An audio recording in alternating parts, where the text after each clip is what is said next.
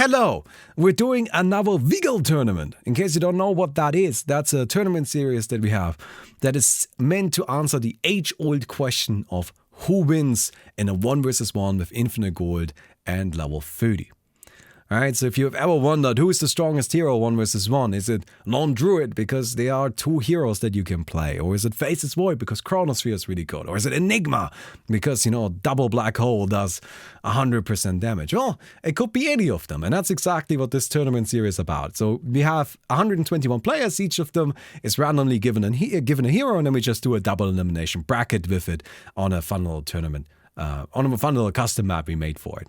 Now, before we get into that, I want to kind of quickly remind you that it's not spoilers.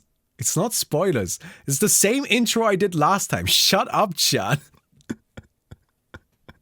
Chad is being wieners. Anyway. I'm recording this after we just finished the tournament. Apologies. I just wanted to let you guys know that we are planning to do a Kickstarter for my new game soon. So within like the next 2 weeks or so. And it's just a small little puzzle game, and I just wanted to let you guys know that that's something that's on the horizon and that we're gonna need your support for that. We're not looking for that much money there. It's not gonna be like a huge thing again, it's just a small little puzzle. But we do need enough money so that Wispy can eat. That's really the main concern there. That's really the main thing. Yeah, it's crazy that Chen won this tournament, by the way. You go ahead and watch it now, then you can see how Chen somehow won this, right, chat? Chen won and Techies, both at the same time. Anyway, I'll see you guys around. Let me see where I am at. Elder Titan. There we go. We're gonna be fighting against an Oracle. Okay, that's winnable. That's doable. We can do that. All right. Maybe not. We'll see. In terms of seeding for this tournament, we did pretty much exactly... We did the seeding exactly based on the results from the last tournament, from the first tournament, right? So Arquan is seeded first, Faceless Void is seeded second, and so on. Anyhow, we'll see how it goes. I need to find my opponent, who is Oracle. Oh, man. Now, I gotta say, I'm not entirely sure what our path to victory is. Earthsplitter has a relatively low cooldown. My main strategy is mostly to, like, refresh Earthsplitter and slam 2 of them. Because it does maximum HP as damage, right? 50% maximum HP as damage. That seems pretty good. So here's how the new custom game works. You can see we are in the Dota map. When we get teleported, we are sent to a random part on the Dota map, signified by this circle around it. As the fight continues, the circle is going to shrink, right? Just kind of doing the Battle Royale thing. The map is just a normal Dota map. There's nothing modified about it. Oh, hello. Okay. Okay, I just... Alright, I was hoping maybe I can, like... hit with this Astro Spirit. So we've got a right-click Oracle. Perfect. That I can win against. Now you may also notice there are wards on the map, right? Like when you load in, you will also immediately be given some wards. This is the same for both players. No! Fuck! I was really hoping to avoid that.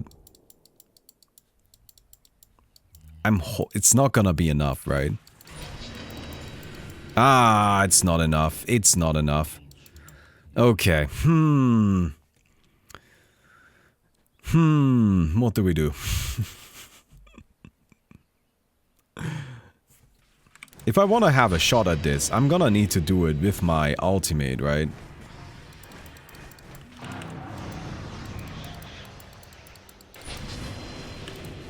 Because without it, I get pushed around. I get pushed around. I think, honestly, our strategy overall worked decently. Maybe instead of this Wind Waker, that wasn't too useful. Maybe we just get ourselves some armor, like a Shiva's. Oh, these wards are not ideal. Okay. It's fine. Don't worry about it. Gotta figure out what the Oracle has in terms of items.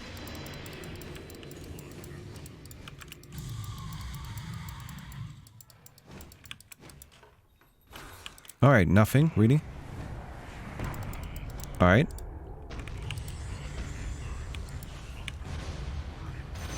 Got it. Nice, nice. It's fine, it's fine, it's fine. We probably don't need the Satanic. That seems not the best. If we get Abyssal Blade, I think we could go something like this. And like an Aeon Disc. Alright. We'll just lean into the Sable. Because like, as long as I can get the lockdown on the Oracle, we can actually, you know, kill with double Earth Splitter. That's definitely not too bad. I just need to make sure I have an idea what's going on with the Oracle.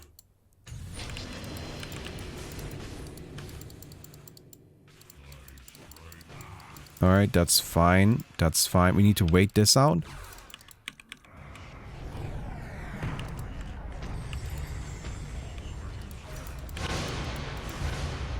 Nice!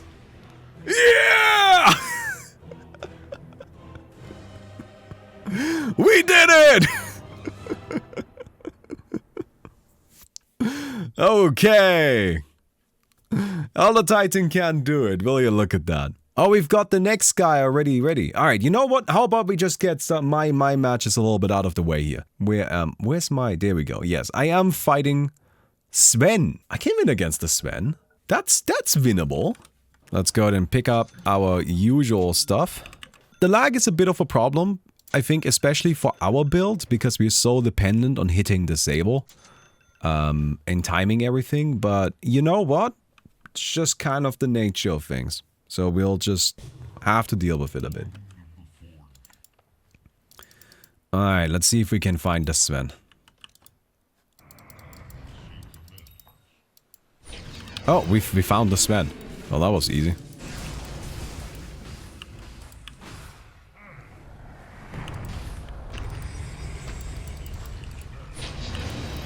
Oh my god, what happened there? Huh? What?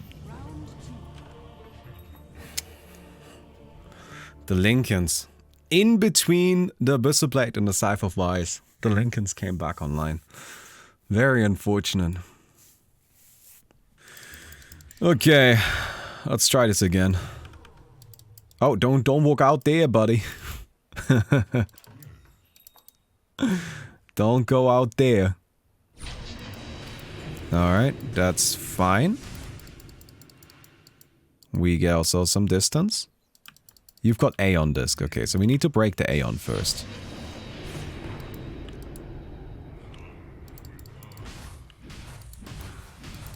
Alright, very good.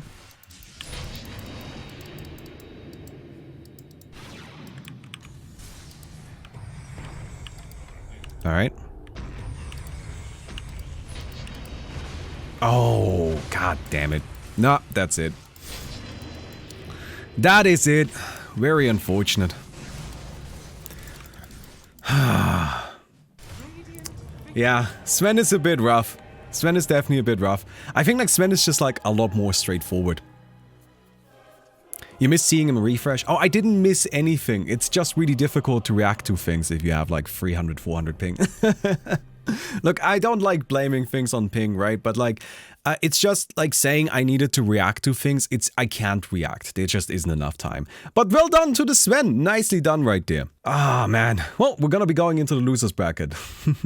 Hey, look, tournament is still going on. So what we're looking at next is Terrorblade versus Enigma. So this is what it's like from a spectator point of view for this new custom game. What's really cool here, this is like one of the new features, we can actually change which perspective we are watching.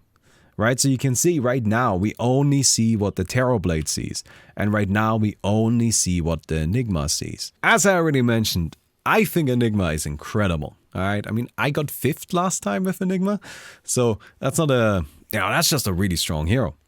We've got Terrorblade here. Satanic Sage and Yasha. Aeon Disc. Why is Sage and Yasha? That is an interesting choice. Very weird. Enigma has a pretty normal item set. This is very similar to the kind of stuff I would go for. Alright then. In we go. It's going to be Enigma versus Terrorblade. Terrorblade, sitting here in the Roshan pit? Buddy? Buddy, what did you do? Come on, my guy. So I do want to be clear about this. The Terrorblade didn't spawn in stock. When you spawn in, you are given flying movement, right? You have like 5 seconds of flying movement specifically to avoid getting stuck, right? So that if you spawn in somewhere where you would be stuck, you can walk away from it. What this guy did is spawn in and then use the flying movement to get themselves stuck.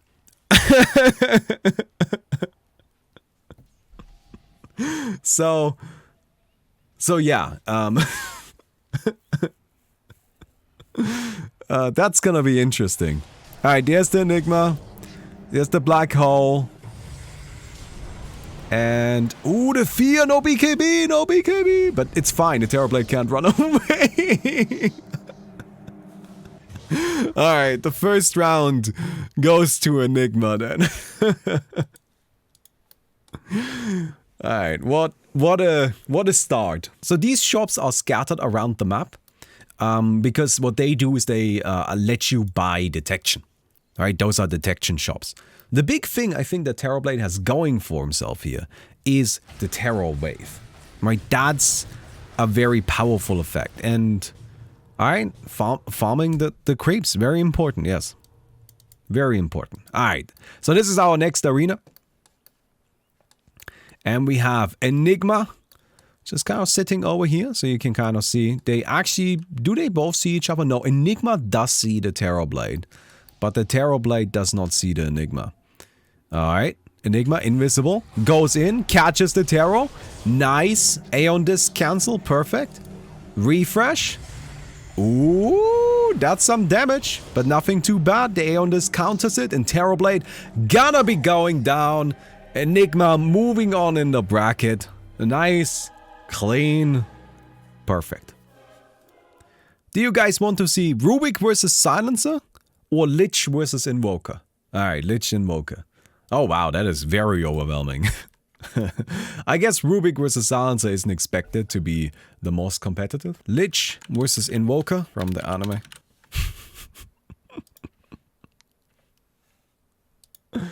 Alright. Oh, it seems you guys believe Invoker from the anime is gonna be taking this one. Although I do want to say that Lich actually has some tools. Because you get this Ice Spire. Creates an icicle at the target spot for 15 seconds, slowing enemies within 750 range by 30%. Has 800 health. Chain Frost can bounce to the icicle if there are no other enemies in range. And you can cast Frost Shield on it.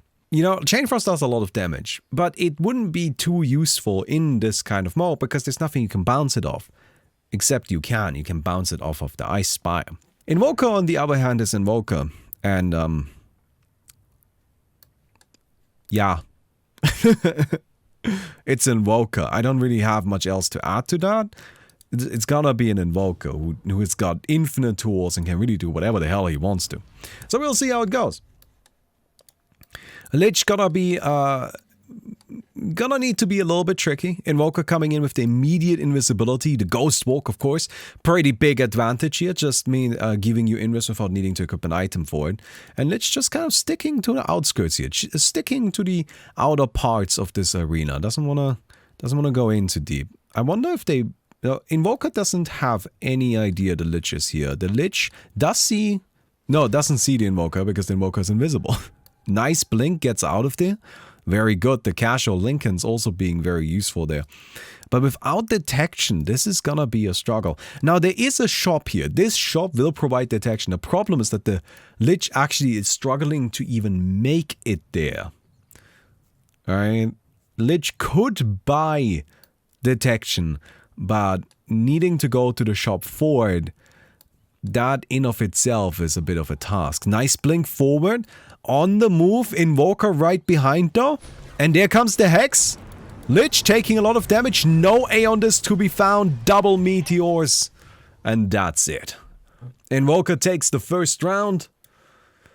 Bit, you know, a little tricky right there. I think Lich, sadly, not quite preparing enough for the Invoker matchup specifically.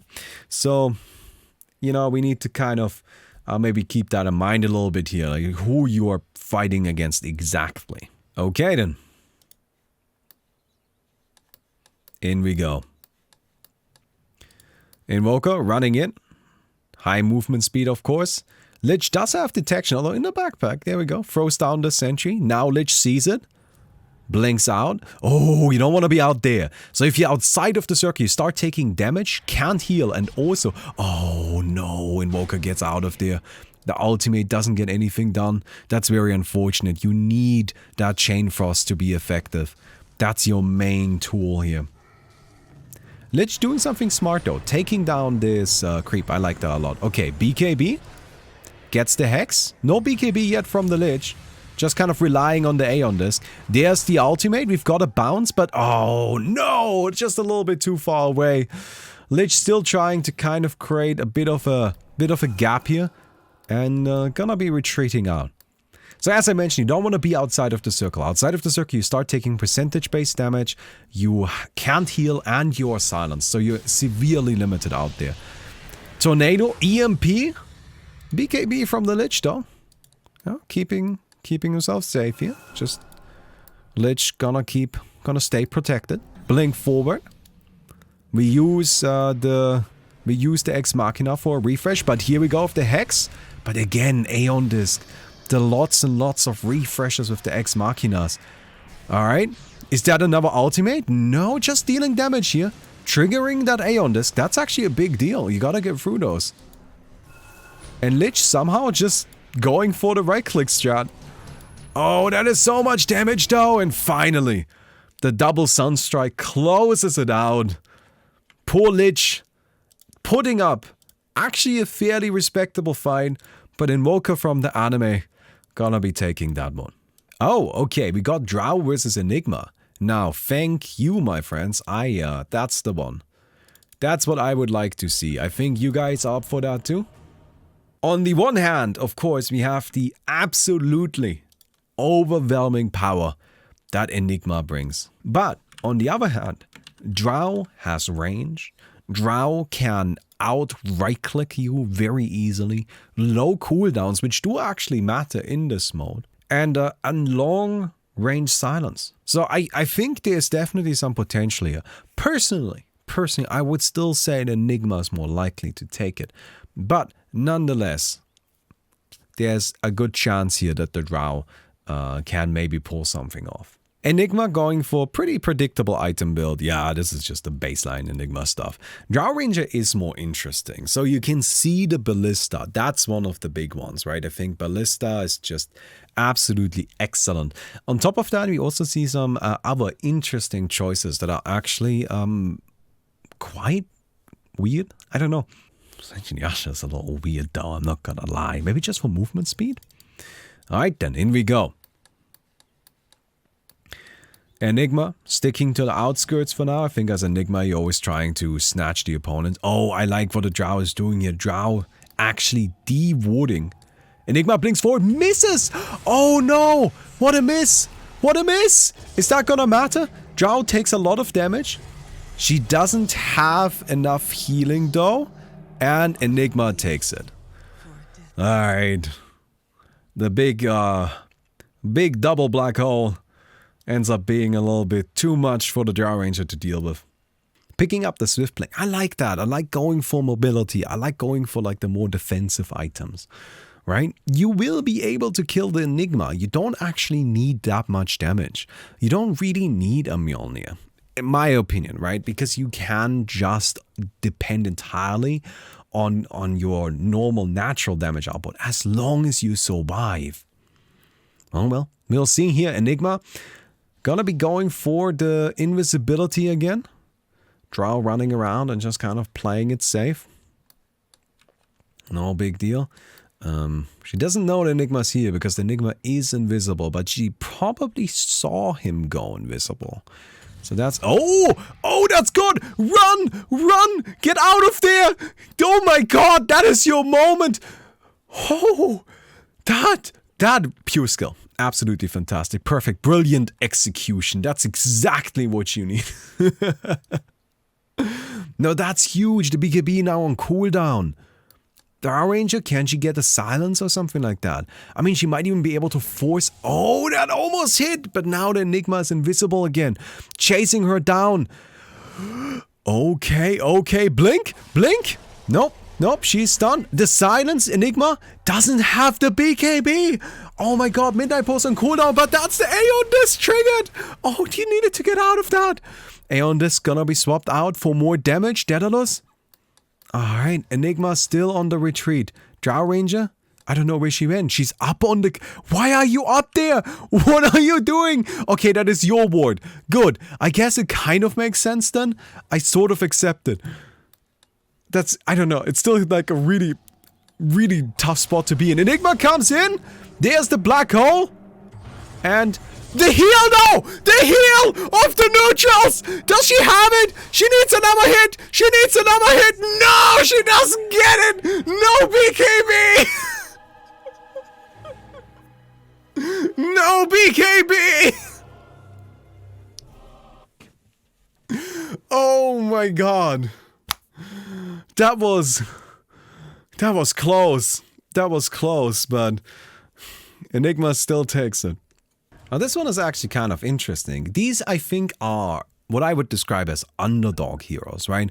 They are not necessarily the strongest, they are not necessarily the favorites to win the tournament, but they are both really strong. Spectre and Gyrocopter.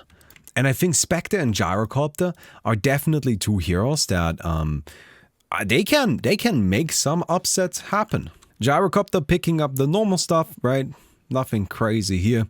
The Flak Cannon Aghanims effect is very nice. Spectre, what does she even get here? Single target haunt and dispersion on a hero that damaged you in the last 8 seconds. Okay, I guess that's fine. That's not too bad. What does that mean, can cast dispersion on it? Spectre going for the tanking approach. Like, I think that's definitely one of the two paths you can go. You can go tanking, you can go more for like the, aggressive DPS. You can even go very illusion based. There are actually a lot of different paths, not just two. Spectre is very flexible. Gyrocopter, on the other hand, going pretty much what you would expect, right? Just like a Divine Rapier. No lifesteal. Ooh, I don't like that. No lifesteal against the Spectre. Oh, that's a problem. Gyro just gonna die. Yeah. Well, first round goes to the Spectre. And, don't worry, my friend. Don't worry. Although, there is a little bit of... There's a few points on the line here, People did spend 255,000 gambling on you. So, be aware of the impact you might have. Families need to eat. What is Kurokami 23 going to do once they lose all of their points here? Right, 36,000 points. Do you know how much bread that can buy? Gyrocopter, still no lifesteal though. Alright, no lifesteal. I'm just staying away from the lifesteal. I gotta say, I find that to be a horrible decision. Just a really, really bad mistake. You really need lifesteal. Okay, there you go.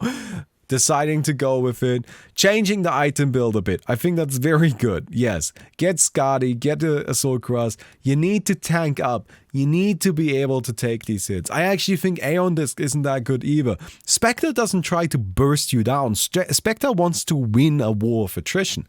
Right? And so an Aeon Disc doesn't really go that far in that sort of situation. Alright then. Spectre, invisible. Sneaking around, don't get stuck up. Oh my god.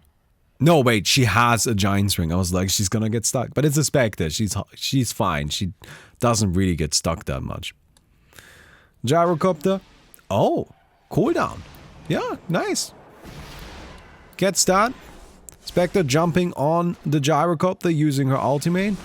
And now Gyro just gonna try and fight it out. Gyro is strong. Definitely a powerful hero.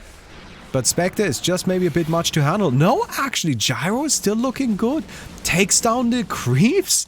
Gyro still powerful, standing strong with the Satanic and takes it. I think a big factor here was actually the Ex Machina. Ex Machina providing the ability to reset the cooldown on the Satanic to like heal more and more of these hits. Very smart. Great approach to this. Alright, then I wonder if we're gonna see any significant changes from either side, but no. Just sticking to what worked, even swapping in a refresher orb.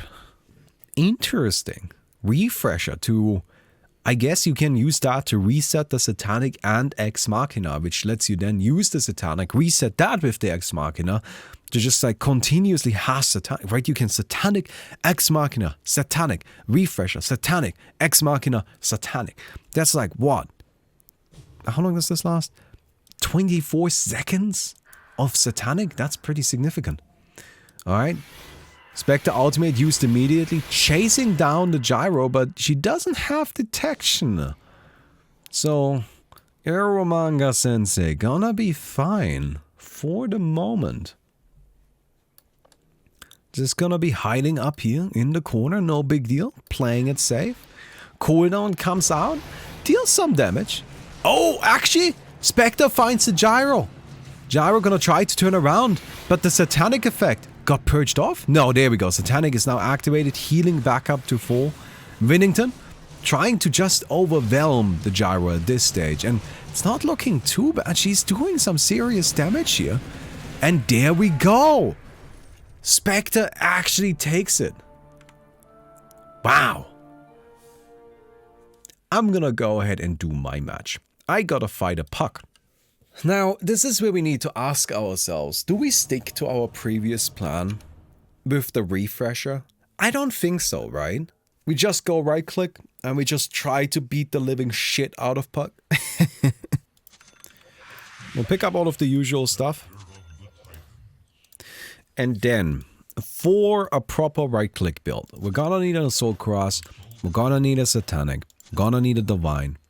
We probably don't need MKB. I don't think there's gonna be any evasion. So we definitely need an Abyssal Blade. Then we want invisibility. We also will pick up... Can you backpack gem? No, you can't backpack gem. Okay. And then we're gonna go ahead and pick up these bad boys and this and a bunch of these. Just kind of backpack this stuff, right? In terms of neutral item, this may look weird, but I actually think that's right. And we need more attack speed, so I'm just gonna get a Moonshard. Alright, let's try this. I don't know. I do feel a little bad about it, if I'm completely honest, but... Alright, we found the puck. Let's see the items. Nothing we can't handle, to be honest. Oh, that reveals me. Yeah, it's a channel. Oh, that's disappointing. Yeah, it's not a cast point. That's what I get for playing too much Shadow Fiend. Yep, this is why we want Force Boots.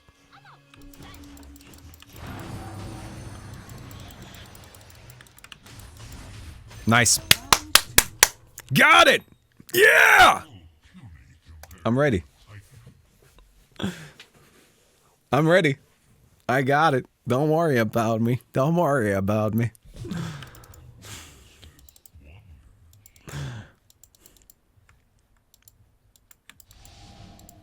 We do a lot of damage.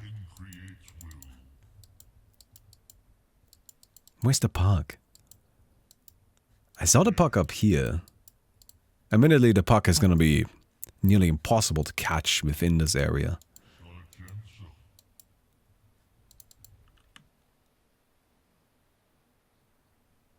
I'm just gonna wait. I mean, like, bring it.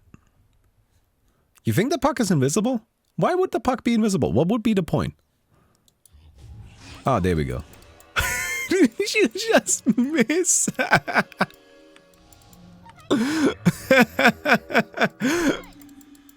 Okay, well that's good. Thanks. Thanks, buddy.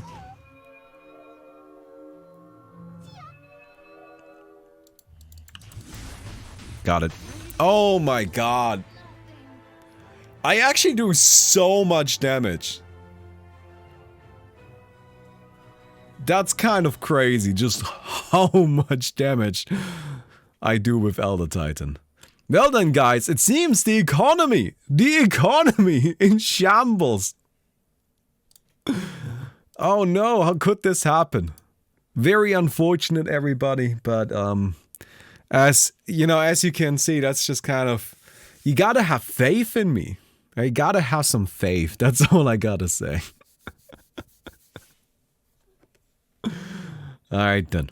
We're gonna do Winter Wyvern versus Morphling right now.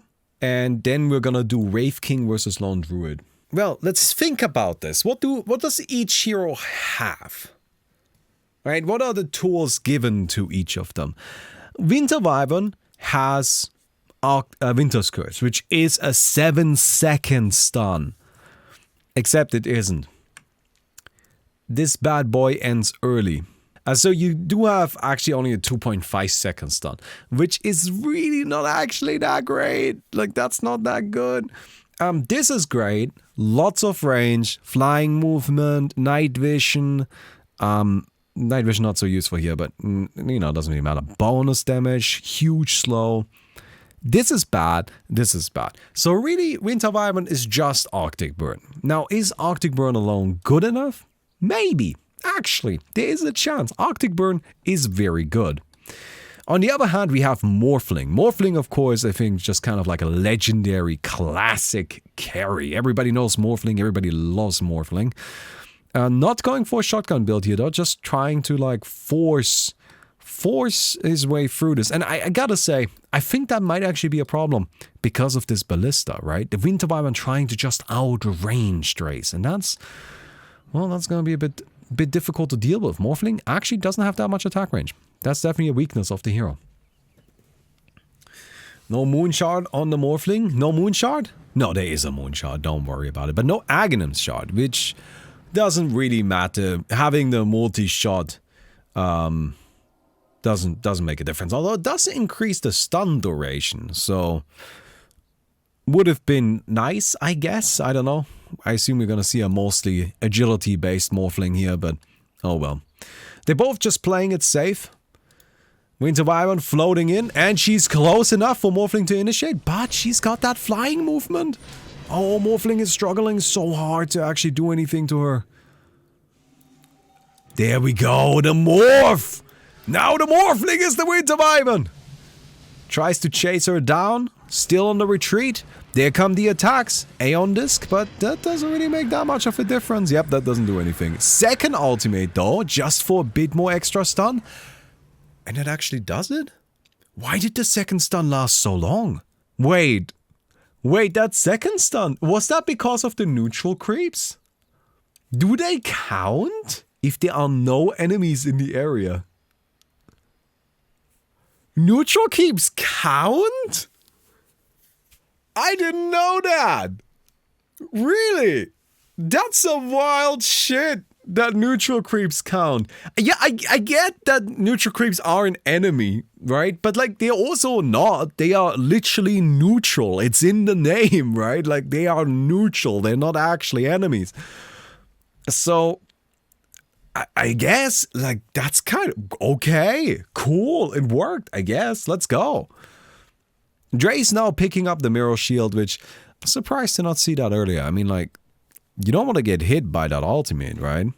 I'm also just surprised by this Morphling build in general. I feel like I personally would have gone for, like, a shotgun build, but I guess not. Alright then. Here's the Winter Wyvern. Just kind of chilling. Where did the Morphling go? Alright, so we lost track of the Morphling. I'm sure I'm sure the Morphling will show up at some point. Smoke? That could actually be it. Yeah, is that it? Is that why I can't see the Morphling? Oh yeah, there's a smoke in the backpack. That might actually have been an interesting. Tripping up even us right here. Scabbing the stream. But Dre's gonna just stay to the outskirts, you know? We're gonna try and stay away. We're gonna try and be careful here, right? We're sticking to the corners. We don't want to force anything. Winter Wyvern, however, Winter Wyvern is happy to just attack. In she goes. BKB is active. There's an ultimate. Very long duration right now. Second ultimate, it's gonna cancel early though. Yeah, there we go. Pushes Drace around more, but Drace just can't get close. Oh, Morphling, buddy. Oh, just couldn't actually make it close enough. And with that, Winter Wyvern takes the W. Anyway, this next match, ladies and gentlemen, this next match is very exciting. It's going to be the King versus the Druid. Wraith King versus Lone Druid.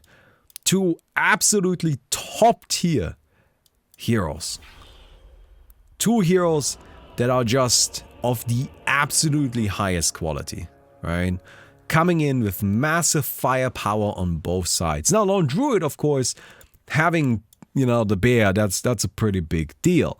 That's a huge deal. You get access to twice the items. Oh my god, what a blessing.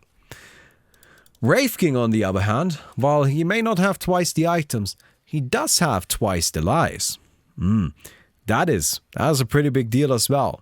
On top of that, of course, you could get a refresher, even more lives, right? Just double down on everything, maximize your power. On top of all of that, Wraith King, actually a pretty solid carry. What kind of map are we looking at here? Well, pretty nice normal area. A lot of neutral creeps in there though. Like these two, these three camps taking up 4 camps actually. Taking a pretty significant portion of the map. And in we go. Wraith King coming in with the blink. No, that's not a blink, just invisibility and like, I guess, good positioning. Going for the Lone Druid. Lone Druid actually putting emphasis on being a strong carry on the main hero as well. And oh my god!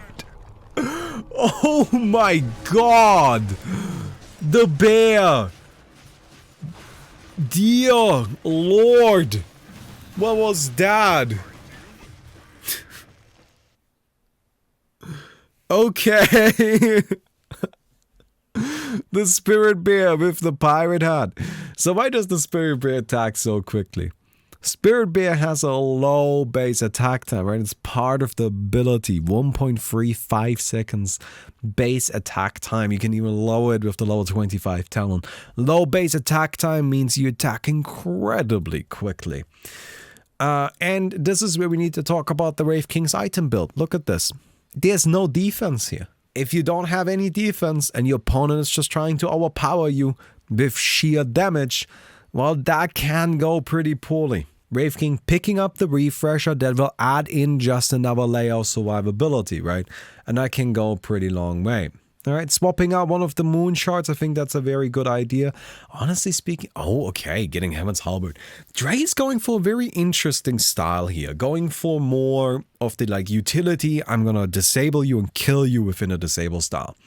I think with Wraith King, you can definitely afford to just, you know, try and win with sheer power by taking these fights very directly. But you don't have to if you don't feel comfortable doing so.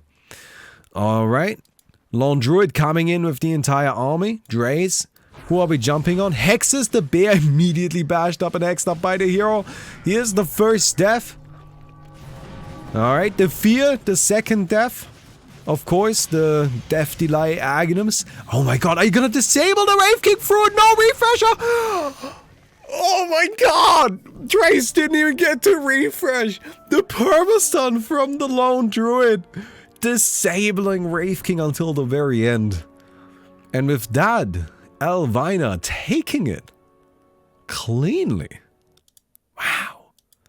Maybe it's time for my next match then, right? So who are we fighting? We're fighting against Medusa.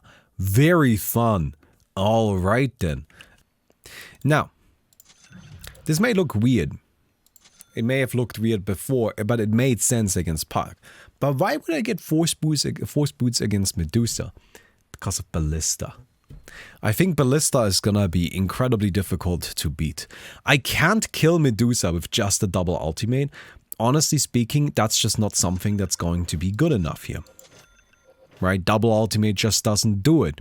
So we need something that's a bit more tricky. Something that can actually, you know, get us close enough to hit her. Alright. Any idea where she's at? Is she invisible? Oh, there she is. Oh, okay. Alright, we just need to restore our... Yes, perfect! Oh my god! But this is the problem.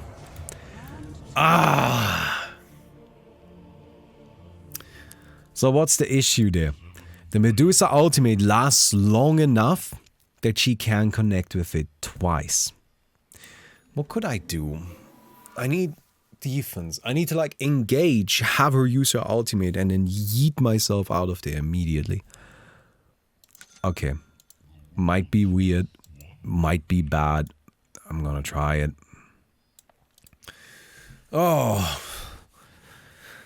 Let's see. Oh, actually, the good news is I don't need detection anymore.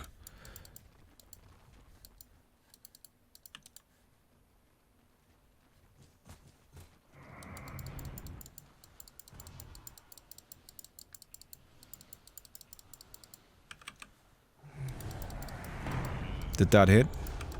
Oh shit. Oh crap, that teleports me.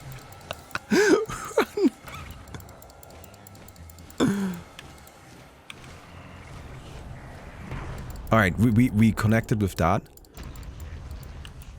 No! No!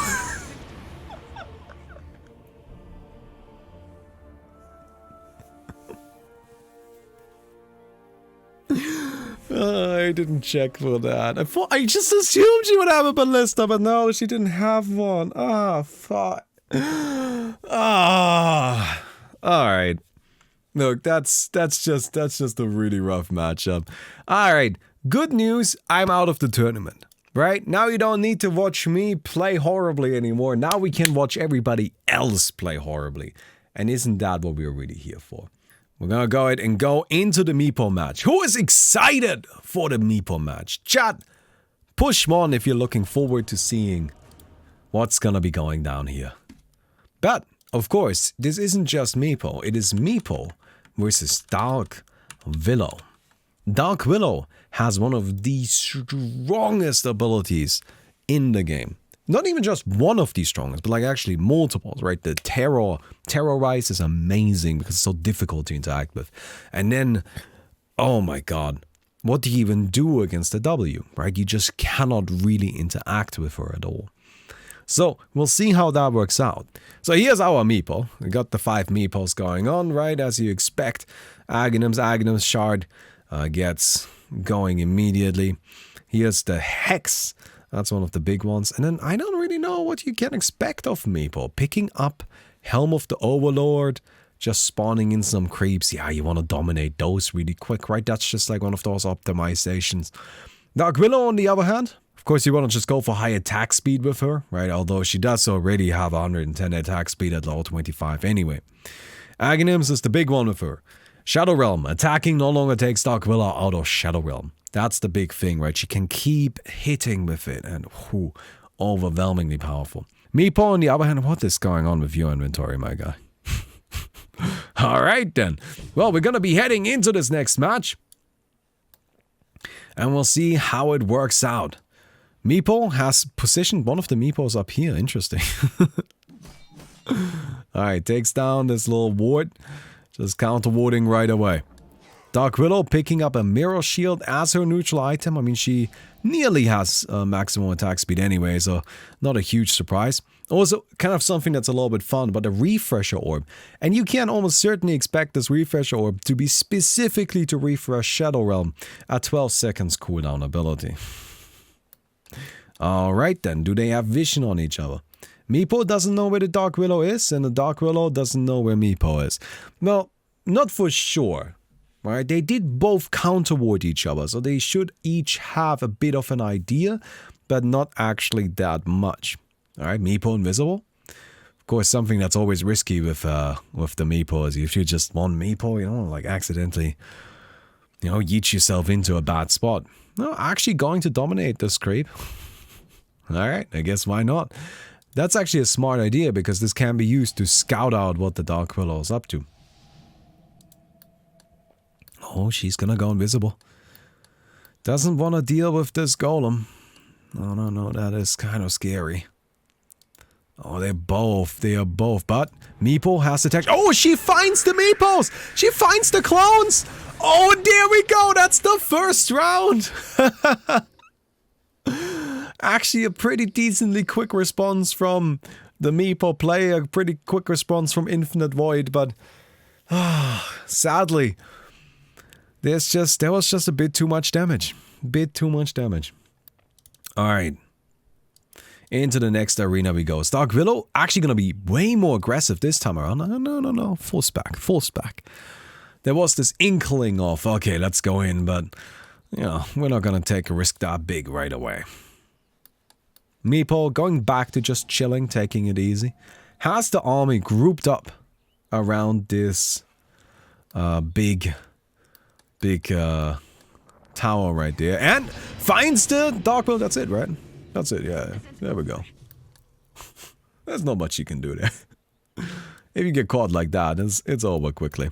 You can see this time around Dark Willow picking up some more defensive options. We see Aeon Disc and Mirror Shield, which are both very, very good if it comes to keeping yourself alive, right? Kind of necessary.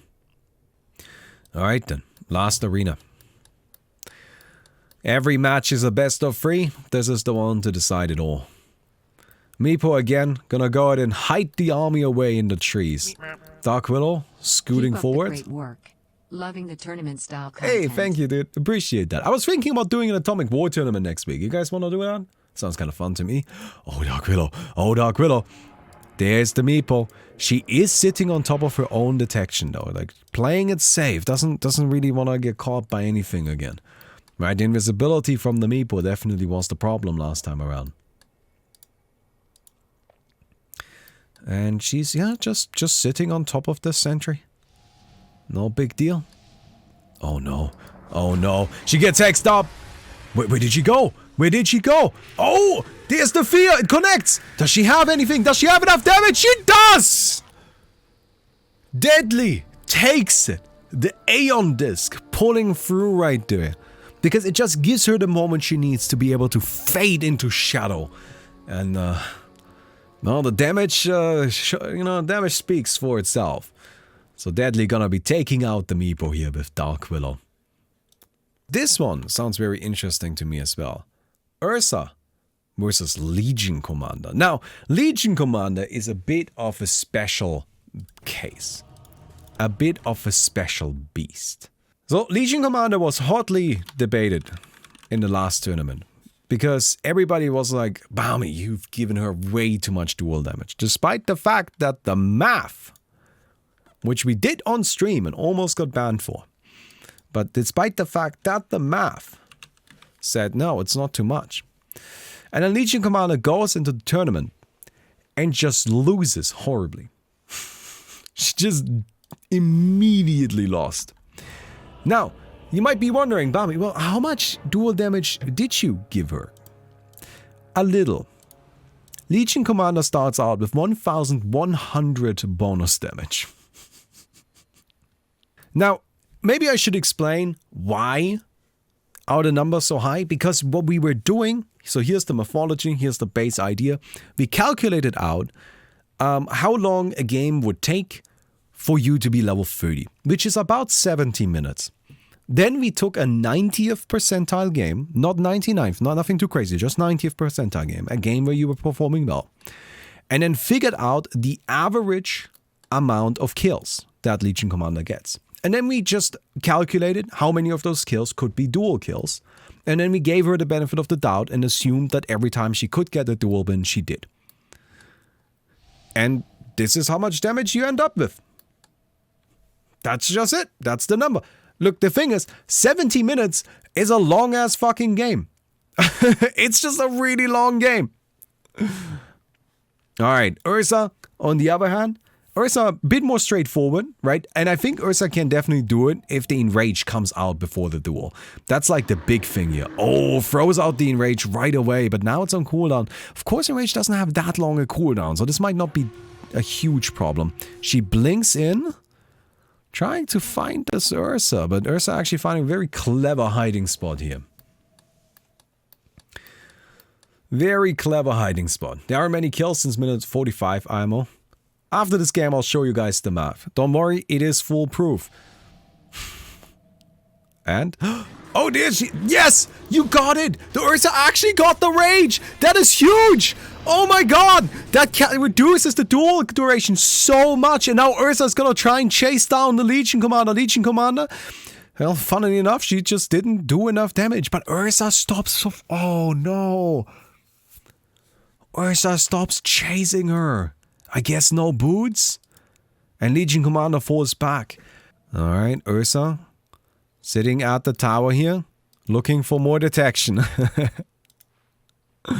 It is a detection-based game after all, right? Alright, Gem of True Sight. That's gonna be the big one. Now you don't have to stress about it anymore. Leshrac does provide rage, by the way, so that's really important. Alright, and rage does get triggered by Leshrac, and Ursa just goes for her. Ah, no, the stuns don't matter so much. Not against Ursa.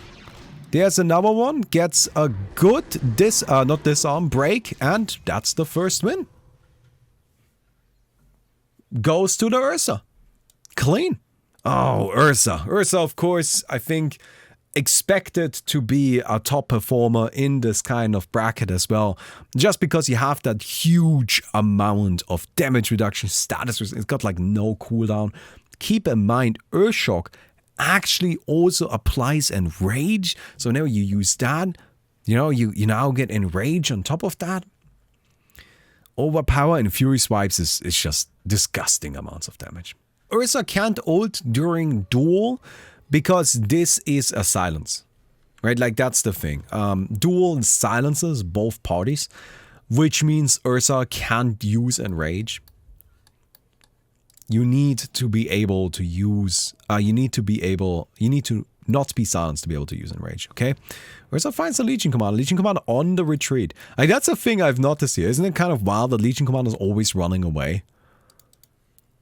I'm surprised Ursa isn't just spamming overpower though. It's definitely something you can just like activate a lot, right? Alright. Yeah, that connects. It got a huge AoE. Got a low cooldown too. You can just spam that. Oh! Ursa gets it again! What a legend! The reactions unmatched by anyone here. And just a few more hits. Ursa chases down the Legion Commander. We can't see her, but there we go. And her light here takes it. Easy W. Ursa gets the win. And I guess the damage didn't help that much. Let me actually pull up the math really quick, right? So this is how much experience you need to get to level 30. So how much experience per minute do you get? 690. This is based on the 90th percentile of players. Really like solid players. Good games. That's what we're basing this on. This means it takes 81 minutes for Pudge to be level 30. It just takes a long fucking time to hit level 30. I think that's the reason why people are like, really 1100 damage? It just takes so long. It takes so long to hit level 30, okay? Like that's a really big factor here. Then kills per minute. And then how many kills do you have in total, right? 0.3 kills per minute. We know how long the game lasts. So this is how many kills you have in total. And then how many kills, and then we just assume that for every kill you get the event, right? We're trying to be generous. So for Legion Commander, here are the numbers, right? We used this one, so 73-minute game, 0.37 kills per minute. And then we calculated out how much of the game is she spending with each level of the ultimate and with the different talents. And then we used that to calculate how much dual damage she gets at each stage of the game. Now you might say the assumption is wrong, that not for every kill Legion Commander gets after getting her ultimate she gets a dual win. Yes, but we need to have an assumption, right? And she doesn't even need to get a kill to get a dual win. She can just get assists and get dual wins. That works too. So in theory, she could even have more. Keep in mind, the goal wasn't to do an average. The goal was to do a really generous possible game. Anyway, enough of that. Enough about Legion Commander. Because we are about to finally get into our very, very exciting match here. Lone Druid versus Phantom Assassin. This, I think, could either be very, very one-sided or actually pretty close.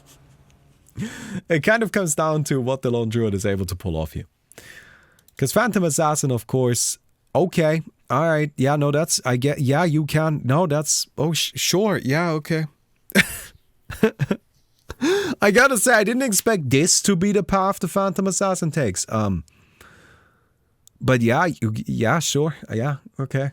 Lone Druid currently quite favored by the good folks in chat. Very much more excited about the Lone Druid. But Phantom Assassin going for really strange Manta style. But you have, I guess it's just to like distract the opponent, right? I'm legitimately a little confused by this. This is a little weird to me. Because I feel like Phantom Assassin's items are a bit strange, but okay. Now she does use blur right away, making her miss. Oh, this is the Manta. Ah, it's just for that initial bait. Well, that didn't last very long. Okay, well the initial bait, I mean like, yeah, but like also, you know, you immediately died. Maybe not the most valuable thing if the illusion just instantly disappears. So we have no idea where the Phantom Assassin is. And there's no way for us to figure it out either. Because she's just hidden by blur. Wait, does this not have a downtime? Really? I guess that's what the Octarine is for. Oh, she goes for it! And that's it. Right? She's dead. Yeah, she's dead. She got a crit. That crit did a lot of damage. I mean, that did what, 50% to that bear? But then she immediately got feared. I mean, that's what you can expect though, right? This guy's tough to take down. Wow, actually, I'm just realizing how tough to take down. 25 armor here, 15 armor there. This Lone Druid is incredibly difficult to kill. I guess that's the point, right? Alright. Lone Druid running around trying to scout out this Phantom Assassin. She goes for him immediately. And gets hexed up. The bear is currently hexed, which is kind of a big deal, but there we go. Yeah, Phantom Assassin trying this super hyper aggression playstyle. But I feel like you gotta at least get a BKB, right? Like, you can do this. But then you need a BKB still. Well, Lone Druid wins. I think that's not a huge surprise. Gonna be moving on in the bracket. So let's have a quick look at the bracket actually. Lone Druid taking out the Phantom Assassin. Now sitting in winners finals. Up on the other side of the bracket, we have Dark Willow versus Skywrath Mage and Enigma versus Crystal Maiden. Faces Void lost to Slark and is now in the loser side. Gonna be fighting against Spectre. Anyway, Gyrocopter versus Leshrac. Cushion for my birthday. Highly recommend. Well, thank you very much, Pandarsa, and happy birthday. Gyrocopter has a Satanic here. We saw that earlier, going up against Leshrac. Leshrac is an interesting hero. Like, there's actually, how do you build this guy? Alright, do you try to just like tank? Do you try to overwhelm? I feel like both are not too bad. We'll see, we'll see. Alright, Gyrocopter, looking nice and powerful. And then a Mirror Shield, which I actually gotta say, I think that's a mistake. Because the Leshrac doesn't have that much that needs to be Mirror Shielded. I personally would go for the Ex Machina and refresh the BKB. I feel like that will probably be more effective. Alright, Leshrac. There's the Missile. Missile is a huge deal here. Because you have like nearly a permastun, yeah. Missile is just so strong. 100%. You can see Leshrac going for Lincoln's Mirror Shield and BKB. Not gonna go down like that a second time. Alright, I respect it. Oh, you don't want to go out there, my friend. Out there is a bad place to be. Wait, what are you doing? Oh my god. Guys! No, this... The Gyro is stuck and has no way to get out of there.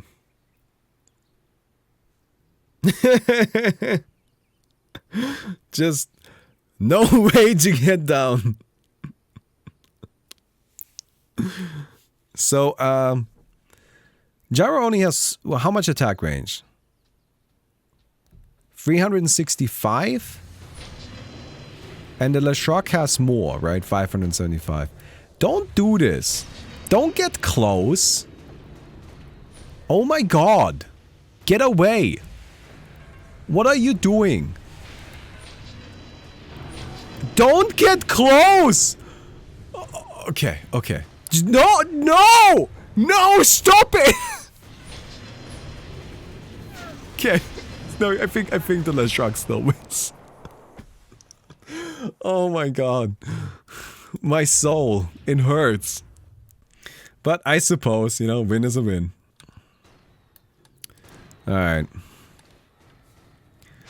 Gyrocopter throws out the cooldown. Scouting cooldown. Actually, I think it did scout the Leshrac. Gyro just sitting in the center here. Alright. Oh. Not so well timed, but it's still gonna be enough because the Lich didn't BKB in time.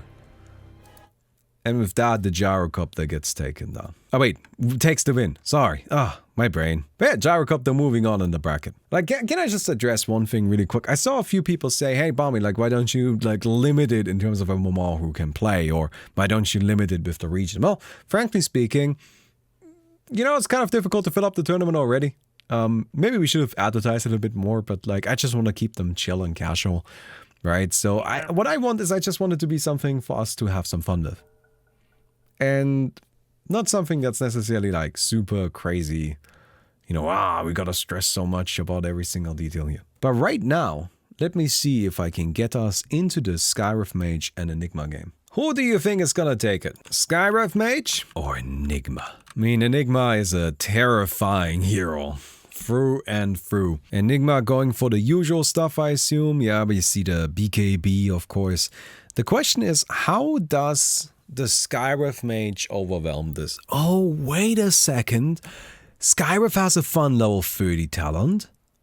Or level 25 talent. Arcane Bolt pierces spell immunity. Okay. Skywrath Mage might be able to like completely avoid the black hole from ever connecting. So, let's see how this works out.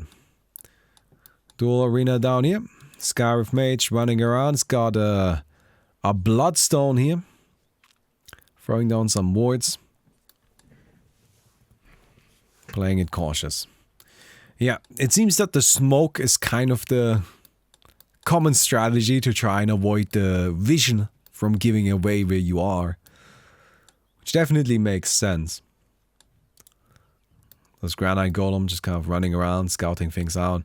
Interesting that Sadism Dog is chilling on the lower side of the map here. You know? Chilling in the river, but there's the Enigma. There's the Enigma. Goes into the jungle. That makes sense. You hide in the jungle, you know, that's where you can stay safe for a while. And there's another smoke. I can see that being broken fairly easily, but... Oh, there we go. Nice. But immediate BKB. Skywrath Mage on the retreat. Blinks out, very smart.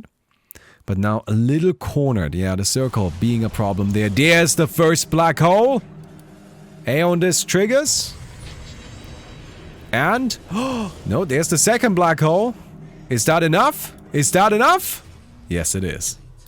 If you're fighting against Enigma, you really need to make sure that you have enough survivability to somehow make it through that. One of the big factors here as well is just the nullifier purging away the Aeon Disc, right? In case you're wondering why the Aeon Disc isn't actually enough to keep you alive against Enigma, it's because Enigmas buy the nullifier, which purges away Aeon Disc as soon as it triggers. So it doesn't really matter, right? Like usually you can still use Aeon Disc to defend yourself because even if it's purged, you still get the Hard Dispel. But the Hard Dispel is just not useful against Enigma because the black hole just will continue stunning you, right? So what do we see? Any sort of changes? No, just a casual BKB on the Skywrath Mage. That's very sensible. Invisibility. Gonna try to maybe like rush down the Skywrath a little bit. BKB goes in immediately. Black hole. Sky. Ooh, that's purged off, but the BKB. Is that enough? Is that enough healing? No, it is not. And with that, we have our second finalist. Enigma. Gonna be going up against Lone Druid in the winners finals. This next match is kind of a cool one. Hopefully, we can maybe get a little bit of revenge here. Because it's going to be Gyro versus Sven. Alright then. We can see the Mirror Shield here. I think Mirror Shield is very smart. It's a very good item. Because, you know, you don't want to get hit by the Storm Hammer. Like, that's a big problem. But other than that, I think against this Sven, I personally would really try and prioritize Skadi. Just because with Skadi you can kind of kite very nicely against the hero like Sven. Especially when, you know, the Sven can't really rely on the Stormhammer that well. But we'll see. We'll see how it works. Into the match we go. Gyrocopter running in. Throwing down some wards for now. Sven instead, just raw aggression. Going in. Finds the Gyro. Gets stunned up. And BKB, okay. Yeah, it's fairly straightforward so far. There's the ultimate from Sven. Finally. That's a lot of damage. But Aeon Disc actually preventing the Sven's damage.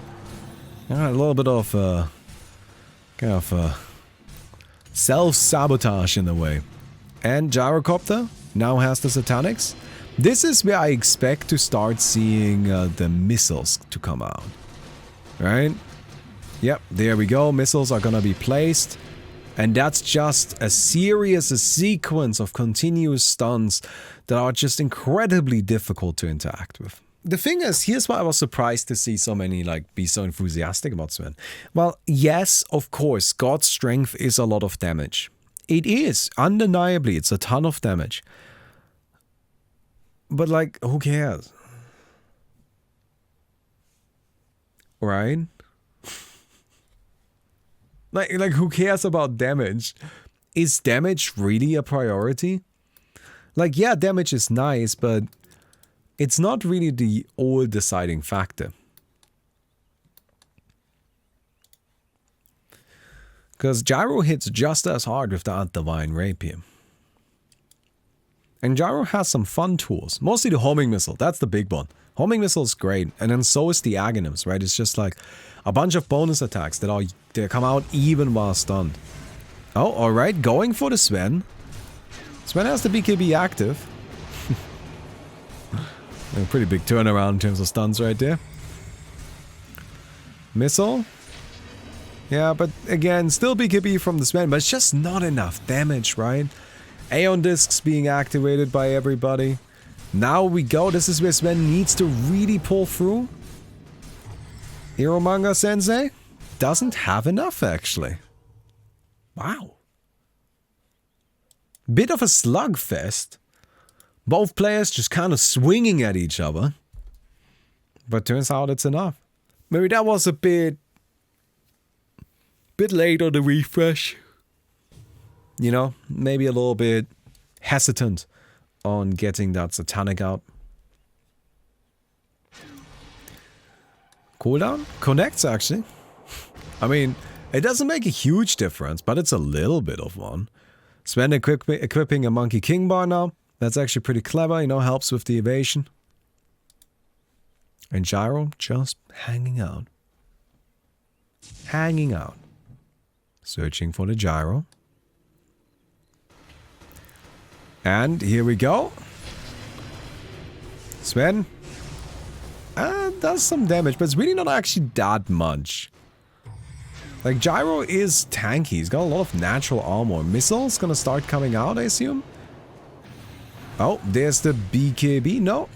There's the BKB. Very good. Now Satanic coming out from the Sven as well. Getting stunned up by the Gyro's bash. The Bishop Blade from the Gyro actually pulling through.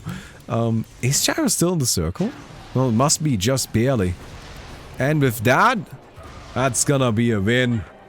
Sven taken out by our hero. And they're going to be out of the tournament. Gyrocopter moving on in the bracket. Soon to face a lot of very exciting and dangerous opponents. Alright, you guys ready? For some good old Centaur versus Slark. That is a weird one. Centaur versus Slark. It's also our hero, Determination. Determination is back to take it all. To make it all happen. Get the big W. Alright, let's see what you guys think. Really? Wow. You guys have no faith in determination. But you know what? That is what determination is really about. It's about overcoming adversity, beating the odds, to pull through anyway. When everybody is against you, you show what you're made of. With the pure strength of your determination. Centaur, nice and chunky and beefy. On the other side, we have Slark, who is, well, Slark, you know, it's Slark. We know Slark is good. It's gonna be essence shifting, right? But here's the thing. Slark likes to attack a lot, right? And that might actually be a problem here. Alright. Into this match we go. I can't see anyone. They all disappeared. Alright, we'll just have to wait until they spot each other. There we go. I'm not so smart on the Slark, scouting around, looking for determination. Determination reveals BK. Oh my god, BKB is active. Actually used smartly. Gets the bash on the Slark. Slark just dealing damage. Is it enough? Nice stun. It's a very long duration stun. The double edge? No double edge so far. Just a sequence of stuns and a blink out. The Slark ultimate, more or less wasted. Determination on the retreat. Taking a lot of damage, invisibility though. No mana? Double edge doesn't cost mana, you idiot. Double edge doesn't have a mana cost. Okay, maybe we didn't. I don't know if I have enough. I don't have that much faith in determination anymore. Okay. Hex does. Who's talking about Hex? Stop listening to the stream! God damn it. Anyway. Dude, if you're gonna be hiding in the trees the whole time, I'll turn the music off again. You don't get a theme song if this is what you're doing. Oh my god! Gets the Slark who blinks in on him. Oh, is this enough? There's a double edge, finally. Refresh. Another Hex. Blink out. Another blink out. Playing so defensively. I guess that's how you gotta do it. Finds the Slark.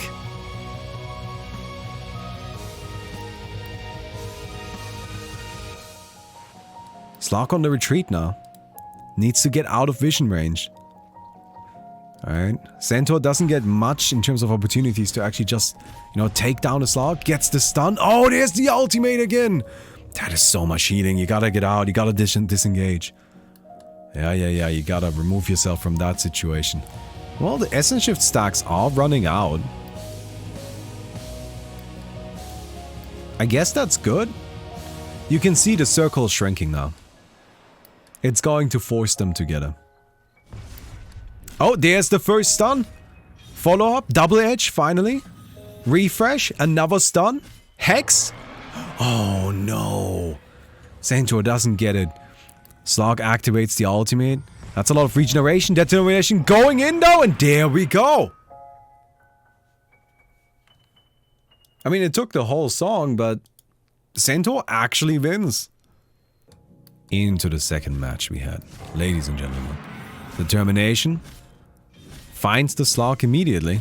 Just kind of perma-stunning right now. Oh, there is the... Oh yeah. This is what the Slark wants to do. Just attack. Just attack.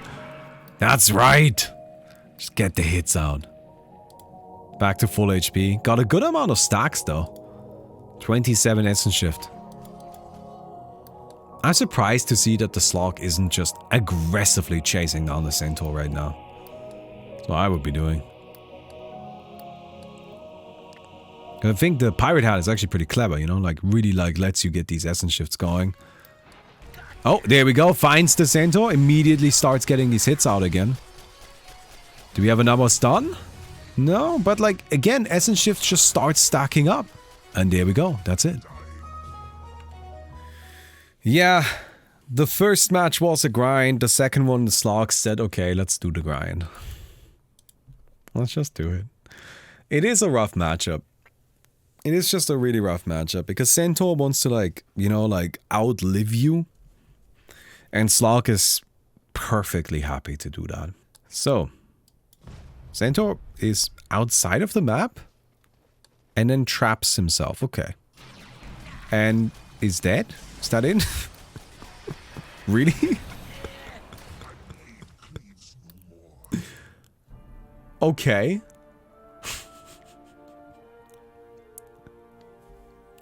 I guess that's a way to go out. I did... okay, I guess. Yeah, I mean, like, Slark takes it then. Not what I expected, but sure. Yeah, no, that works. That works for sure. Alright, so what's coming up next? Gyro versus Silencer. Alright, it seems a lot of you believe much more in the Silencer. No, okay. The Gyro believers now coming out. Gyrocopter looking pretty solid here. Butterfly, we've got the Divine Rapier, Satanic Abyssal Blade, all around pretty good. On the other side, the Silencer going for the Witch Blade again, which I think is a really interesting choice. It does do a lot of damage for sure, but I don't know. It's just a bit of a weird choice, not gonna lie. But yeah, if you're gonna do that on somebody, Silencer is definitely the one to do it on. Right, like the reason why I think Witchblade is a bit weird is like you might say, but it's very synergistic. And it is, yes, but is it better than just a Moonshard? You know, that's kind of like the questions you need to ask yourself here. Oh, actually finds the Gyrocopter right away. BKB, of course, is going to be a problem.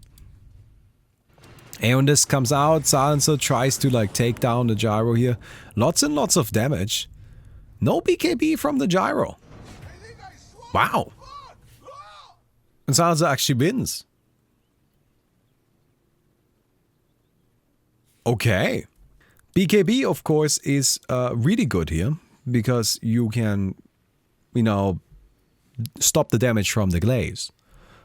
Right? The Silencer glaives are blocked by BKB. They don't pierce spell immunity.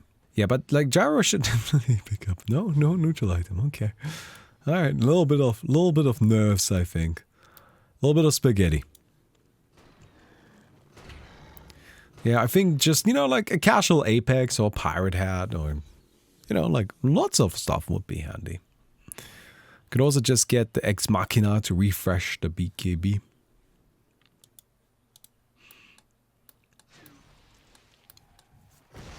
Cooldown.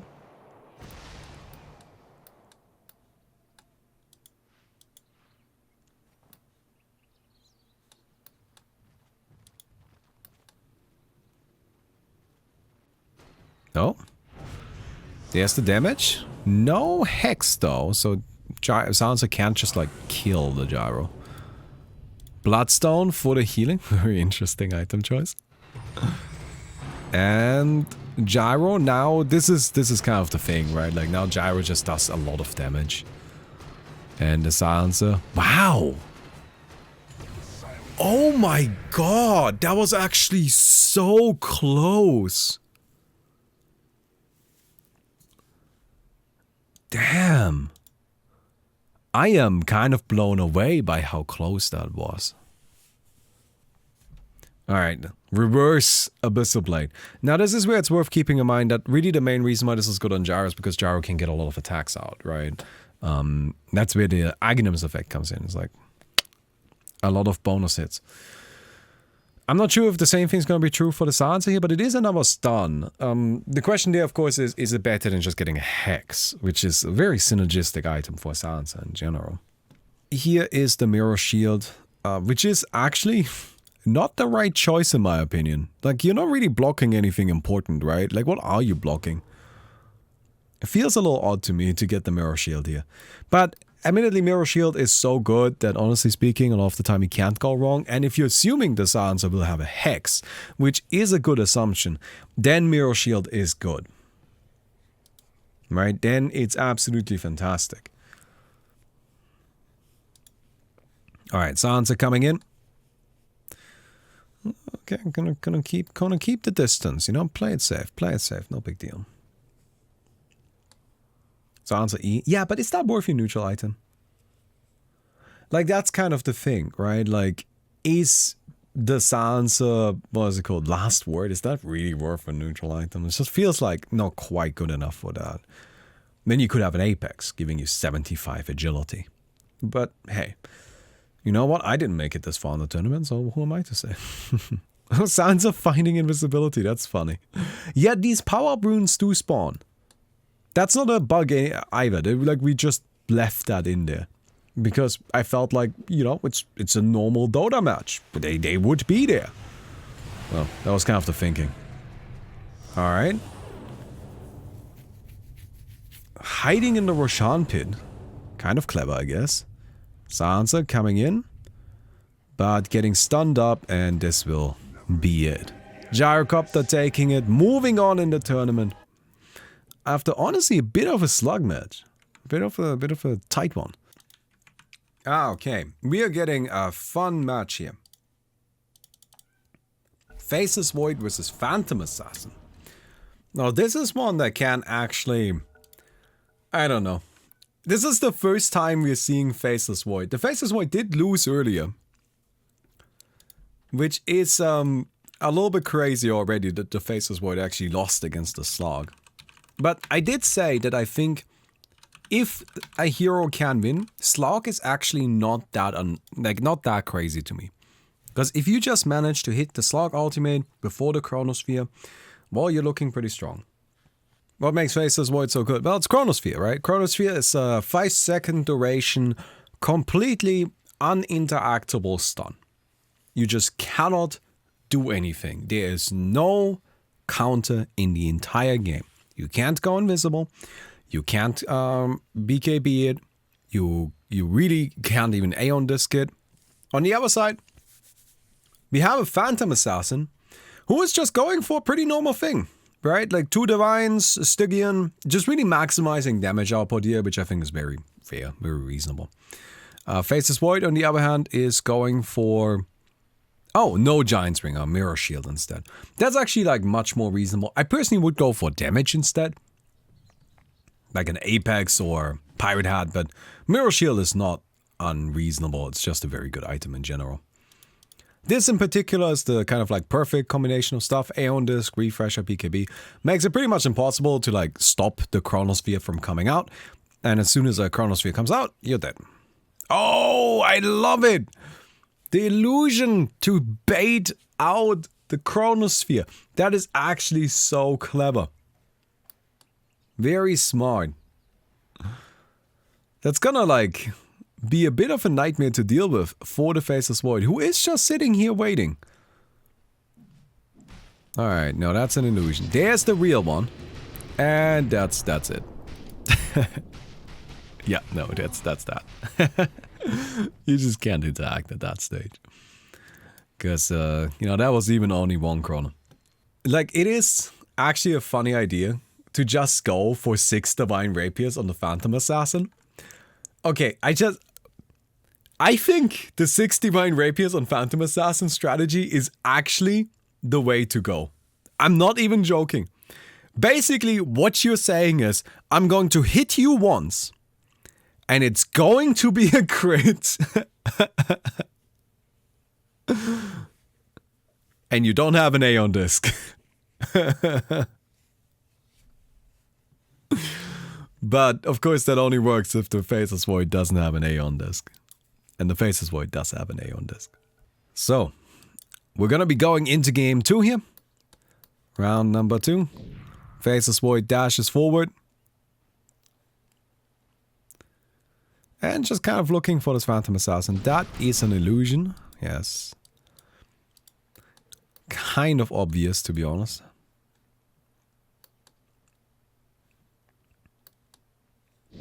Oh. You did it. You did it.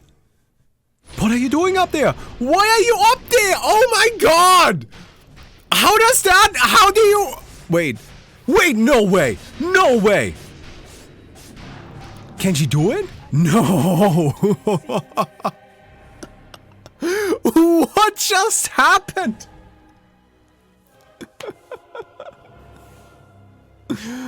Okay, that was kind of wild. Now this is actually also a very interesting matchup.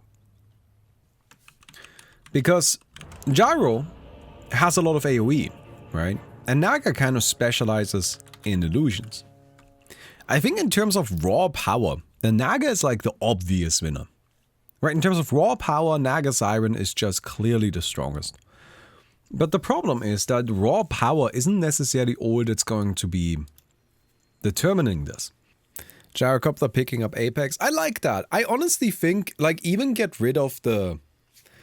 This may sound weird, but like, I don't think Aeon Disc is the way to go here. Like, what's the point? Naga isn't gonna try to scam you. Naga will just try to kill you. I feel like I would just, instead of going for Aeon Disc, I personally would just try to like bump up my power as much as possible. Go for like the maximum fighting strength. Also no Aghanims, so that's a big miss. Oh no, there it is. Okay, never mind. Alright then. Here we go. This is the theme song I was given, by the way. Hey, Jesus69, thank you very much for the Twitch Prime. Alright, Gyrocopter just sitting in the back here. Naga farming. I guess we can do that. That's fine. Is there no better remix of this? Alright then. They are both just kind of waiting, holding back. Gyro trying aggressively to find this Naga. But Naga, oh, just continues farming. Just gonna get some money. Alright, Gyro reveals. And gonna take down these creeps, it seems. Alright. Attacking the Naga. We have the Rocket Barrage. That, of course, is AoE. We've got the Flak Cannon, that's AoE. The Illusions are taking a lot of damage here. Will they go down? Some of them have.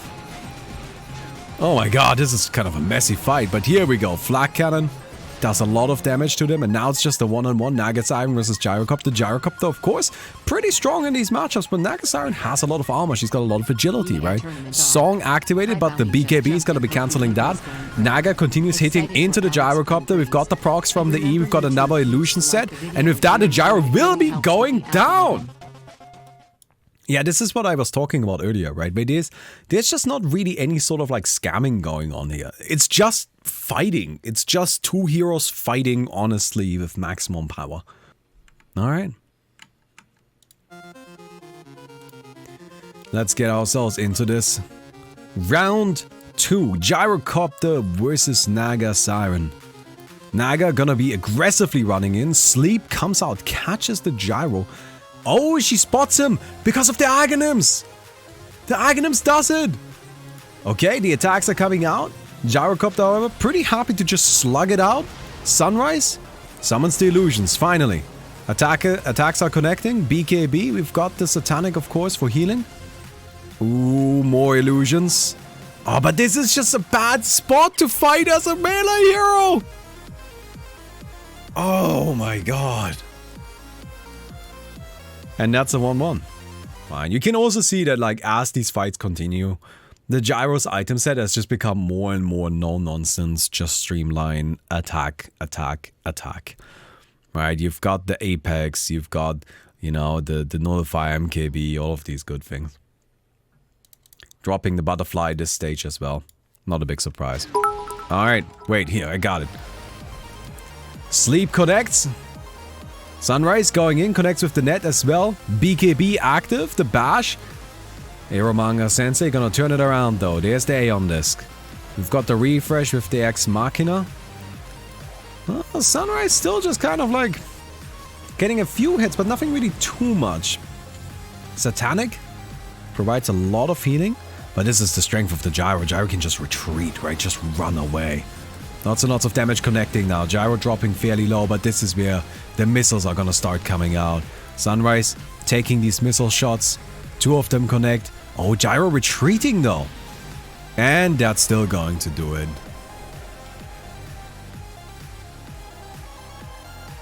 And with that, Gyrocopter takes out the Naga Siren.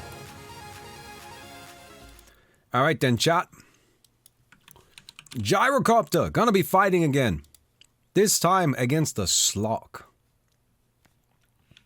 So, who do you think is gonna take it today? Who do you think will be the champion in this match? As we're heading into this game, let me go ahead and tell you one thing really quick. We are going to be watching this entire match from exclusively the Gyrocopter's perspective. There's a reason for that. And that is because we are a bunch of idiots. So when making this game, you can see I can change perspective between players, and I can also be in this like I guess like omniscient perspective, right? Where I see both of them. The problem with this is that I still count as a player, which means as long as I can see the Slark doesn't get his ultimate's regeneration. He doesn't get healed from it. Which means if we need to be on the Gyrocopter's point of view the entire time, so we don't accidentally detect the Slark and break his ultimate regeneration away. Also, wow, that is... Wow. Okay. Well, if the Gyrocopter wins this, then the economy, my friends. Scam Slark, please. I'm gonna scam the Slark intentionally so that the economy goes down the dumpster.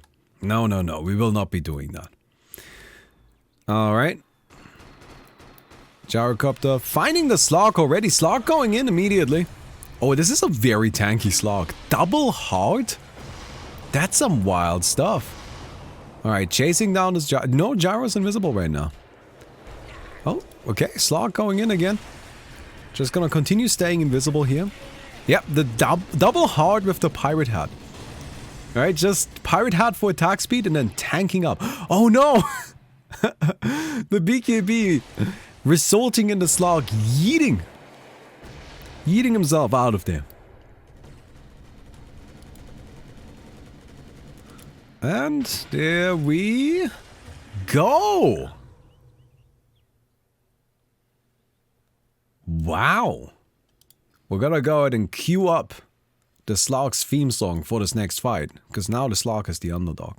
And we'll see how that works. Although, chat, I do have to say, I'm a little worried for your points here. I'm a little worried for your points. This might end up being a problem. Okay. Going into this match. Slark can't afford to lose this fight. If Slark loses this fight, then the game is over. Slark is out of the tournament. And the economy is in the dumpster. Slark not actually changing around the item build at all. Continues to stick with the really tanky build. No lifesteal even, just pounding into the Gyrocopter. This is quite a lot of damage. His asset shift have fully built up. Gyro on the retreat. And it's not going to be enough. Slark takes it. It's a 1-1. Even match. No, we're not dropping. It's already over. Sorry. Gyrocopter needs to figure something out here. Honestly, like, it's a bit tricky. I'm surprised that, like, neither or one of them is spending that much money on, like, you know, damage items, frankly speaking. Okay, there we go. That's a Stygian. That is some damage. Stygian is way more immediate power than an Apex. Although Apex has other utility, right? Alright. Let's see how this works out this time around. Gyrocopter, your theme song is playing, my friend. Make it happen. Slark comes in immediately. Pounding into the Gyrocopter here. Oh no! Leaps himself over there. That's a little bit unfortunate. Gyrocopter stunned up though. The high attack speed from the Slark is a bit much to deal with. That's the power of the pirate hat, the ultimate. Gyro just can't interact. Can't interact. And with that, Slark takes it. Moving on in the bracket. And Gyrocopter going down. Alright then, guys. We've got Skywrath Mage going up against Slark. Which is actually kind of a crazy one. Because, like, I feel like Skywrath actually has the potential to just combo down the Slark. Right? That there is a possibility of that. That the Skywrath mage just straight up kills the Slark clean. But the question there, of course, is whether or not you get to pull that off. Because there's the other possibility that the Slark just kills the Skywrath mage through attacking and being Slark, you know. I think for now, the favorite. Who is the favorite, Chad? Slark. Wow. Well, since we've got the Skywrath mage as the underdog, we're gonna be starting out with the Skywrath mage's theme as we head into the first game. Oh yes, and I need to make sure we're gonna be in the Skywrath mage's perspective. Alright, Skywrath mage just warding around the place using Book of Shadows. Interesting choice. Oh, okay, there's the Slark. We've got all of the bursts coming out. Slark taking a lot of damage. It's a little pig, but there's the ultimate. Skywrath mage, the BKB. Oh, the BKB is just countering the pounce in a way. That is, again, Book of Shadows. Nice defensive option. Aeon Disc triggers. Sadism Dog. Again, Book of Shadows. Book of Shadows. 6 seconds cooldown. What the fuck is this? Holy hell. 6 seconds cooldown? Alright. There's the healing with the Bloodstone. Another Book of Shadows. It's just seemingly impossible to actually hit the Skywrath mage. And still, nonetheless. Wait! Again! Skywrath mage, more Book of Shadows. Book of Shadows, but no.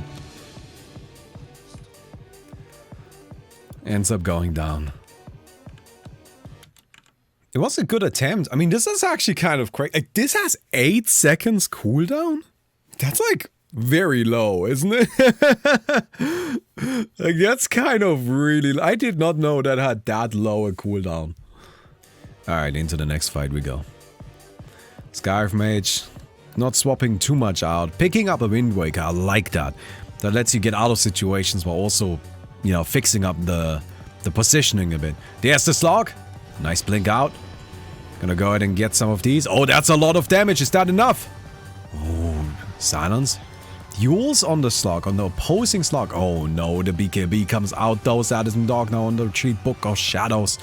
That's a little bit of a defense here, and that's the blink out. I like that. The blink to make sure that you can actually get value out of the Book of Shadows. Very smart. Now the Slark running around on the offensive still. It is just kind of a game of chasing down the Skywrath. Blink forward. Sky playing it safe. Book of Shadows again. Seems the Slark has disappeared. We don't know where he went. There's the sounds. Yules immediately to cancel that out. And here we go. A lot of damage coming out, but blink out yet again.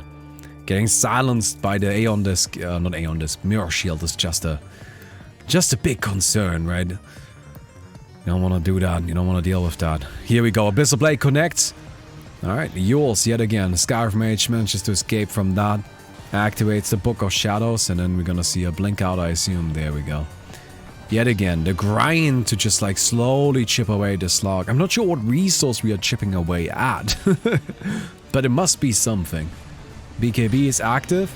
There's a lot of damage, but it's not enough. And Slark takes it. And it seems we're going to get the rematch. The big rematch. The biggest rematch. Slark versus Faceless Void. Before we do Slark versus Faceless Void, my friends, we are now gonna be moving into the winner's bracket and have a look at Enigma versus Lone Druid. Yeah, this one is actually kind of tough for Enigma, because one of the things that you want to do, right, is you want to black hole your opponent. You want to hit them with the big black hole. But here's the problem. Lone Druid's Aghanim's makes it so you actually don't have to be near your opponent to use the bear. Enigma, I assume, will just be seeing the same items as you would expect. The Lone Druid is the more interesting one. Funnily enough, against Enigma, tanking up with, you know, your usual cast of stuff is not helpful because Enigma deals percentage-based damage, right? So it doesn't really make a difference if you have 10,000 HP or 100,000. So the Lone Druid might want to like go into a different direction with the main hero. Okay, buddy. Okay. Getting a Trickster Cloak as well. Enigma's pure damage. Actually, Midnight Pulse is magic damage. This is magic. It is not pure. So there is definitely a chance that this actually helps. Hey, Mr. Saxy Voice. Thank you very much for the sub, dude. I appreciate that. I've got the lone druid just kind of, you know, like sticking to the corners here, like being careful. Oh, there's the blink in from the Enigma. Okay. But it's actually not enough damage. It's actually not enough damage. Because the bear is hitting creeps with the lifesteal. Oh my fucking god. That is so smart. I can't believe. Oh my god. Yes, they share lifesteal. Well, now the Enigma is done, right? Like, that's both like the refreshers on cooldown. Like, you can get rid of your stuff now. Just buy a gem. Just buy a gem. Why not get a gem? You just need to kill the Enigma. Enigma can't defend himself anymore. There's nothing this guy can do at this stage. You just kill him, right? Yeah, there we go. I mean, like, cool, I guess. He throws out a Midnight Pulse. Oh my god, I didn't even consider that. That was incredible. On top of that, actually, this bullshit, the double pipe of insight and trickster cloak, that helped. Right? That was just legitimately good. So what does the Enigma do? Well, Enigma can still win this, right? What you need to do is you need to black hole both the bear and the hero. Neutral crit magic resistance aura? Yeah, look at that. No, that's true. That's even more magic resistance. Crazy stuff, man. Absolutely insane. This is exactly why I like this tournament. What are you doing? This is 25% magic resistance. Ah, okay. It's just a little bit more. It's a little bit more. I was like, but this, you know, it comes with a downside. But yeah, it's just... Isn't that wild that this lone druid is running around with a tier 2 neutral item? Like, not a tier 5, not a tier 4, not a tier 3, a tier 2 neutral item. Because it gives magic resistance. Alright then. Enigma just chilling over here. Enigma hasn't changed up the build. I think that, honestly, use the Eidolons. Like, these guys actually do really good amounts of damage. Like, if you get a Q on the spear, you can honestly kill the spear with the Eidolons. Alright, no. Doing nothing, doing nothing. Okay, but where's the bear? There are no creeps! Oh, the Enigma killed the creeps! The Enigma killed all the fucking creeps! Oh my god! But is it enough? The bear has so much magic resistance. No, it's not enough. The creeps respawned. Yeah, that's it. That's it. Look, honestly, I think that's actually just it. The magic resistance build. The fucking magic resistance build. That is so... Oh, that is such gigabrain shit. Yeah, no, Druid is just chilling. Picking up some detection now. The bear still running around. Oh, nice. And there we go. Yeah, that should be it. Like, yeah, the Enigma's running and all of that, but... It's just, like, you know... You don't have enough to get away from that. And Lone Druid actually takes it. Actually just wins. And yeah, Lone Druid gonna be moving on into Grand Finals from winner's side. In loser's side, we are now gonna be having a look at Faceless Void versus Slark, and then the winner of that against Enigma. And the winner of that will be going up against Lone Druid in the Grand Finals. But first, Faceless Void versus Slark. Of course, I think Faceless Void is the clear favorite here, just because Faceless Void is, well, it's Faceless Void, you know, what can you say, right? I know this may sound kind of weird, but actually, personally, I have no problem with the fact that Faceless Void is so incredibly powerful.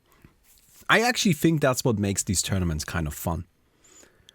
Right? Because like, Faceless Void is clearly insane. But despite that, you guys actually put 44% on the Slark. Right? Because like, part of you, like, believes that the Slark will win. But also like, a bigger part of you just wants the Slark to win. Look, these tournaments aren't ever gonna be balanced. So if they're not gonna be balanced, let's at least make them exciting. So Void is the main antagonist. That's how I think about it. Void is the villain. Oh my god, and look at him go. Yeah, that's the problem with Giant's Ring. That reveals you even if you are invisible. I really wonder how the Slark won this. Because like, if I am the Slark, right, and I win this the first time around, then the second time around I do the same thing. So did the Slark go Giant's Ring and win against the Faceless Void that way? Let's have a quick look at the Slark then. Right, we're gonna just have a quick look here.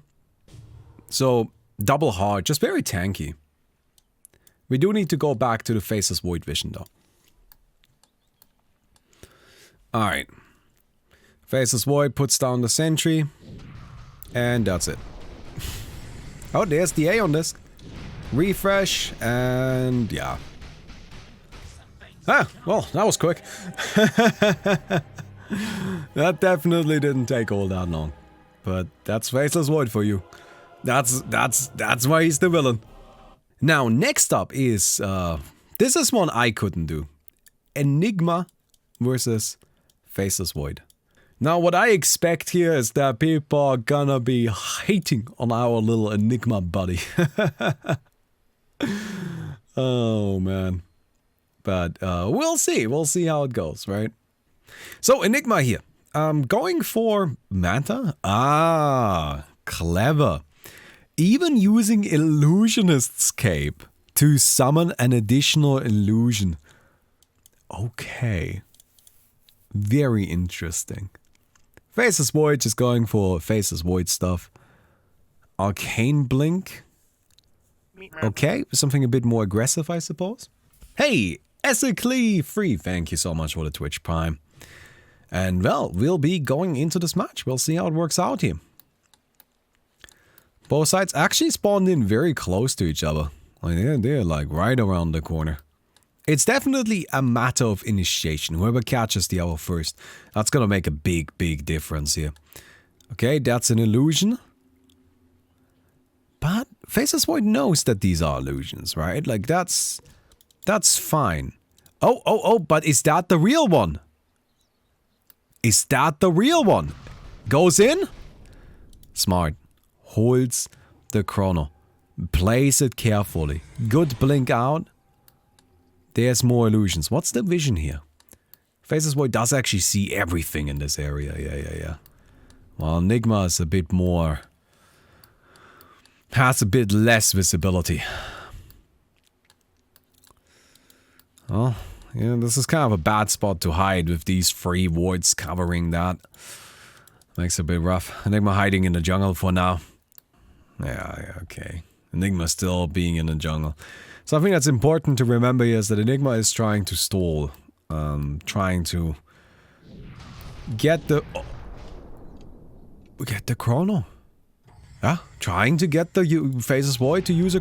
Oh my god! That's both of them! That's both down! Okay, Enigma now needs to be aggressive.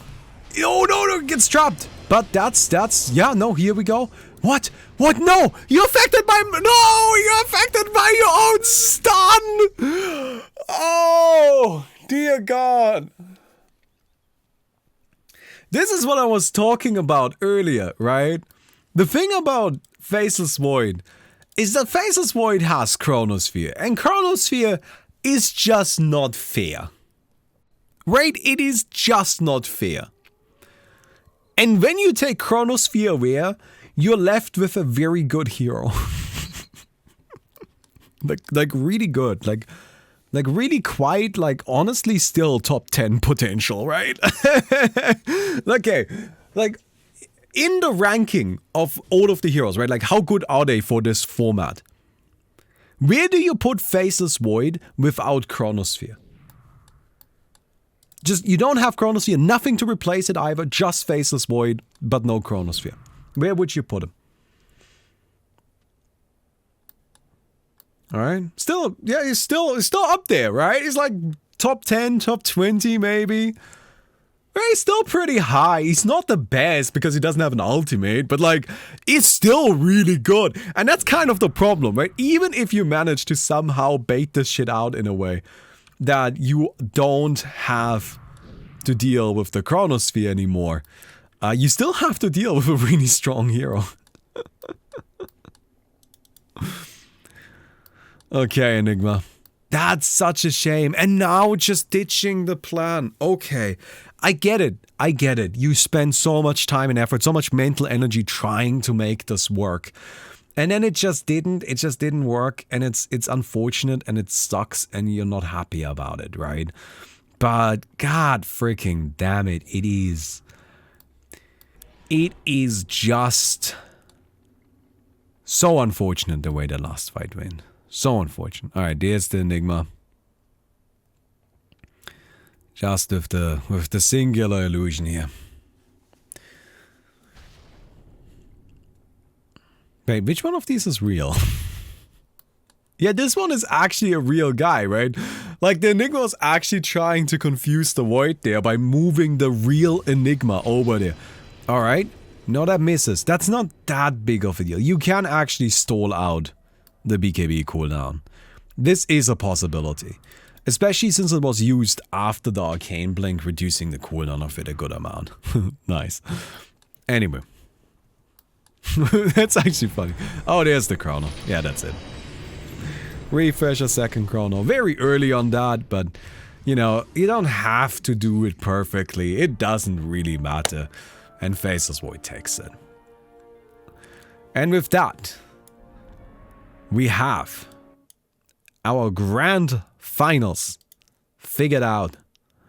It's going to be Lone Druid versus Faceless Void. Now, here's an important thing to remember. This is a double elimination bracket. Meaning that if the Faceless Void wins this next game, the Faceless Void actually has to win another game, right? So what I mean with a game is like a map. Right, so the Faceless Void wins the next best of 3. Then the Faceless Void has to win another best of 3. Because the Lone Druid is from winner's side. The Lone Druid hasn't lost a set yet. Right, so the Faceless Void needs to knock the Lone Druid into loser's bracket first and then win again to knock him out of loser's bracket. However, the Lone Druid only has to win one best of 3. If the Lone Druid wins the first best of 3, then Lone Druid wins the tournament. If the Lone Druid wins the second best of 3, Lone Druid also wins the tournament. Yes, this is what's called a winner's side advantage, right? This is pretty common in double elimination brackets, double elimination tournaments. Although the reason why I'm spending so much time explaining it is because I would guess that probably the biggest double elimination tournament that you guys watch is the International. And the International doesn't have a winner's side advantage. The International is actually a bit unusual in that regard because it doesn't have that.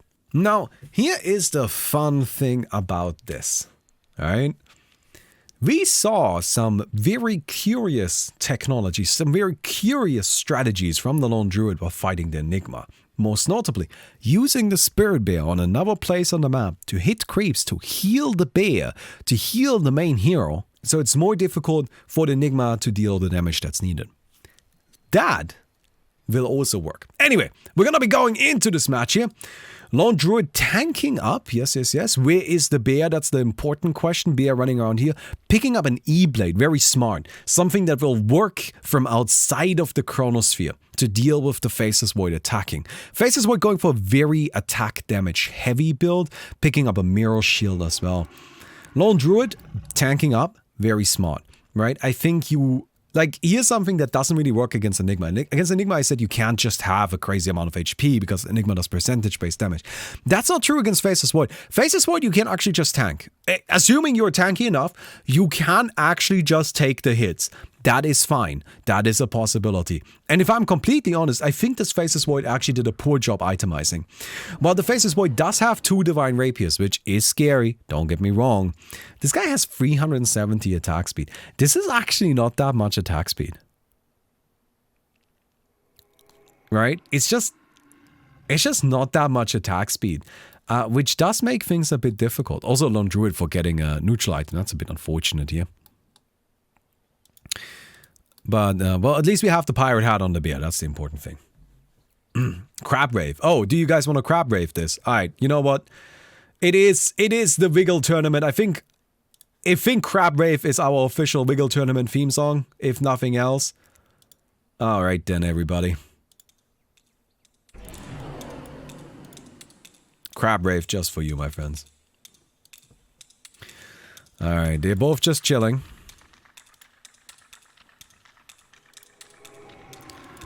Bear transforms again. Wonder what Faceless Void is up to. You can see here that the bear is positioned at the creeps. So that when the Faceless Void jumps in, there we go. Now the bear can attack and heal up. Oh, and use the fear! Oh my god, that is so smart. Oh no! You ran into it, but that's an illusion, it's fine! The Faceless Void spent too much time attacking illusion, and Faceless Void gets out of there. But it's just not enough damage! The Faceless Void just doesn't hit hard enough! And now it's time to turn it around. Lone Druid gonna start pounding into Horsty, and that's gonna be round 1. Faceless Void getting a bit tripped up by the shenanigans from the Lone Druid. And the Lone Druid looking good now. Up 1 round. 30 big armor just wins you the game. That's true. Like, this is one of the things about Faceless Void. Well, yes, Chronosphere is insane, don't get me wrong. But you still have to do the damage. Right? Faceless Void still actually has to do damage. A hero like Enigma is a scam because you don't actually have to do damage. You just need to hit the opponent. And if you hit the opponent, you're gonna win. That's not true here. You have to actually kill the Lone Druid. And that is difficult. This guy is tanky.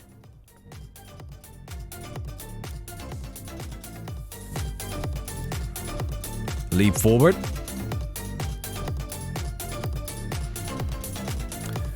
Faceless Void.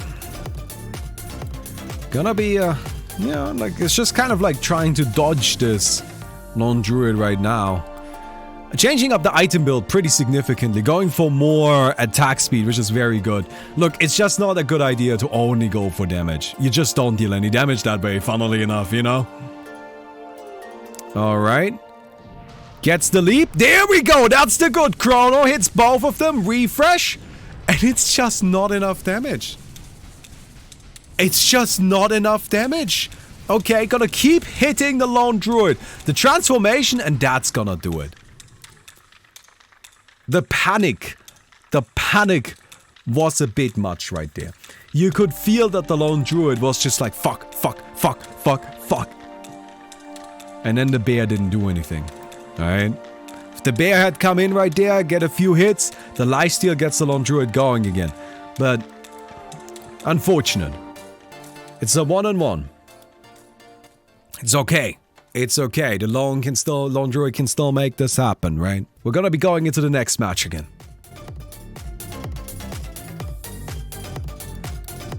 Faceless Void. You know, gonna take down these wards. But there's the bear. This is the problem. You can't just chrono the bear, but you can kill the bear! You can kill the bear! Oh no, you can't get killed by the bear! You can't get killed by the bear! Oh my god! There wasn't even a chrono! That's it! It's over! Lone Druid wins! That was it! That was it!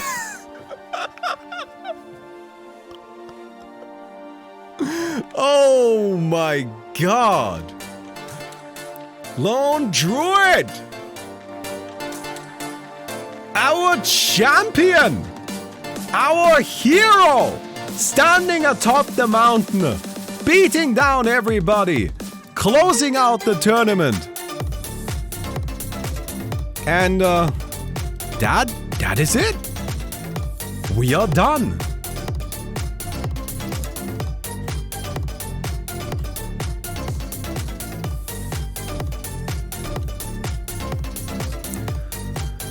All right then, let me see if, there we go. Here are our results, ladies and gentlemen. Lone Druid taking first place. Faceless Void at second, Enigma at third, Slark at fourth, Skywrath Mage and Phantom Assassin sharing fifth place, and Phantom Lancer and Gyrocopter at seventh.